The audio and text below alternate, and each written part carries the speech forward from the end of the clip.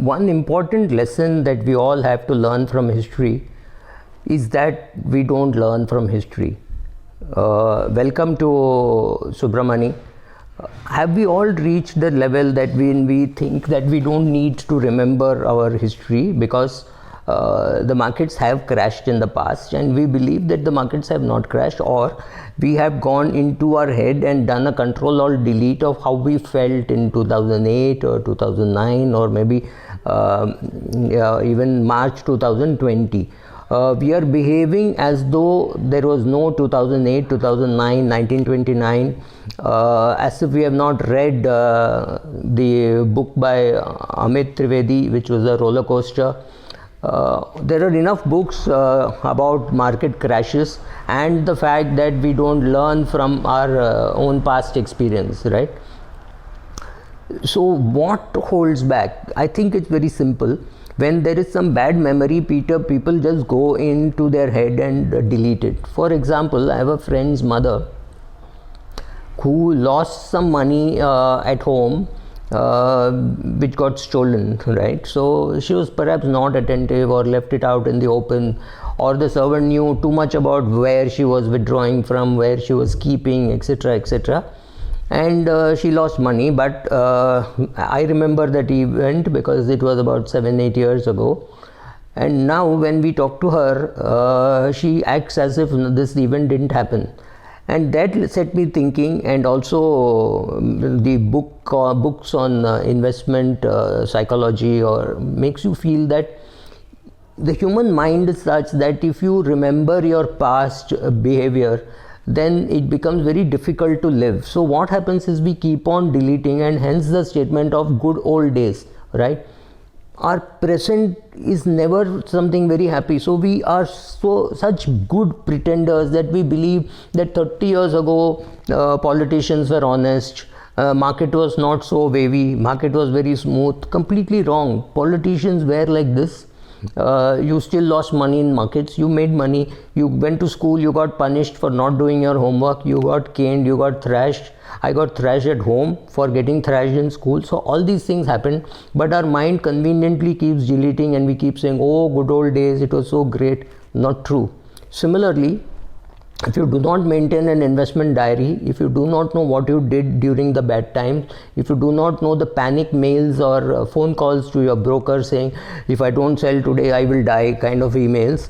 I have seen people react like that this year in March 2020 as though the world is going to end. Please remember those things. The mind very conveniently tells you that you didn't panic, look, you didn't sell. That doesn't matter. You were scared. Maybe your broker held your hand and said don't sell. Maybe I know of cases where clients have held on to very bad positions. I have forced them to sell, and after a few years they completely forget that I had saved them money, right? So let's say he bought a share at 100 rupees. I forced him to sell it at 70 rupees. So he lost 30 rupees on the share. He remembers that he lost 30 rupees on the share. He forgets that today the share is quoting at 9 rupees, right? So what money I have saved for him is 61 rupees. That he forgets, but he remembers that I lost him 30 rupees. That's not true. He lost the day he bought. The day I asked him to sell, he only realized his loss. That is the only thing that I did. I only forced and pushed him to sell on that day when he was not so much in panic, because he had lost 30 rupees very casually, right? He had lost, it had become 97, 98, 95, 75, slowly it had come down. So like a frog in the hot water, he just didn't realize that he was losing money. At 70, when I pushed him, he sold. He remembers that I got him to sell at 70. He completely forgets that today that is at $9. So on 1 lakh of rupees, I've saved him 1 lakh shares. I've saved him something like 60 lakhs, right? Do you think he'll pay me fees based on that 60 lakhs which I saved for him? Answer is no. Even if he does, it will be some 2%. This is something for which maybe I deserve 20%, right? Because I pushed him into cleaning up his portfolio. So people don't clean up, and people don't remember the bad advice that they got from somebody else, and they're stuck with such stuff, and they keep wondering what hit them much later, right? But if you are a person who did not panic in March 2020, I'd be surprised. If you did not panic in 2008, I'd be surprised. If you did not panic in 1999, I would be surprised. If you held on to your portfolio from 2002 to 2007, again I would be surprised. So if you remember that in 2007, 2008, 2009, you would have lost 50% of your portfolio. You can't forget that. It would have given you knots in your stomach. What did you do? The problem is, if you did not write it down, even in a Word document or in a notebook, you will not remember it in 2020 what you spoke to your broker. If you had the same broker in 2008 that you have today, try recalling those conversations. It can't be very good, right? So understand one thing: we are not as good as investors as we think we are. We think we are heroes, we are studs, right? The truth is we are not. We have made huge mistakes. Let me just give you an example. I bought shares of Indigo in March, right? So I told myself that if I have to lose money in Indigo, it will be because oil prices would go up. So I invested in the DSP's energy fund, saying that well, if Indigo goes down, the energy fund has to go up, because the energy will energy prices would have gone up, right? So one of that would have happened. Look at the fun part or the tragic part. Both have gone up now, because that fund also has metals, right?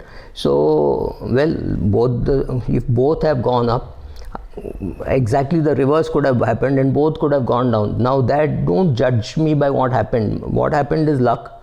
What I could have done, where I could have lost money, is different, but the chances are the reason why I bought was completely wrong. That fund was not a good hedge against Indigo, and maybe Indigo was beaten down too much, and therefore it has recovered to its pre-COVID prices. That's about all. It's not then something dramatic. It has just come to its pre-COVID prices, because I think the market has already gone into the pre-COVID mode or the post-COVID mode, saying, oh, now that we have the vaccine, things will be normal. I'm not getting into right, wrong. I'm not getting into whether it's a time to sell Indigo or buy Indigo, or whether to invest in DSP energy fund. But my logic was completely wrong. I still made money. So don't judge me by the fact that I made money. So it was not luck, it was sheer stupidity of what I did, but I still made money. So right, if that is not luck, what is luck, right? So when people look at the rear view mirror and they can't see all the dark happenings, it is just that the mind has very beautifully, conveniently deleted them. That's about it, right?